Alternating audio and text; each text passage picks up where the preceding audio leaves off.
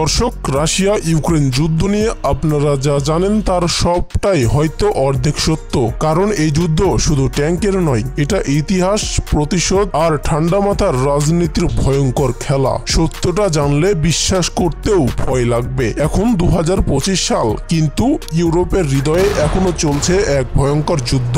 দুই দেশ, দুই জাতি, দুই বিশ্বাস। রাশিয়া বনাম ইউক্রেন। এই যুদ্ধ শুধু ট্যাঙ্ক আর মিসাইলেরই নয়, এটা ইতিহাস, রাজনীতি আর অহংকারের সংঘর্ষ।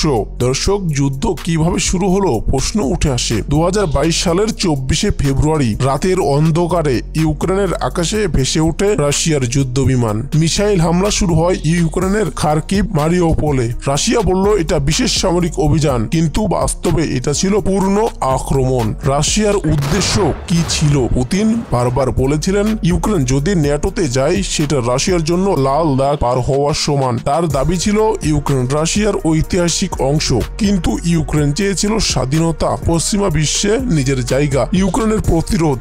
যেখানে সবাই ভেবেছিল ইউক্রেন হেরে যাবে, সেখানেই পুরো জাতি দাঁড়িয়ে গেল প্রতিরোধে। প্রেসিডেন্ট জেলেনস্কি সারা বিশ্বের সামনে বললেন, আমি পালাবো না, আমি এখানেই থাকবো। সাধারণ মানুষও হয়ে উঠল যোদ্ধা। আমেরিকা, ইউরোপ, ন্যাটো সবাই দাঁড়ালো ইউক্রেনের পাশে, দিল অস্ত্র, টাকা এবং সামরিক ট্রেনিং।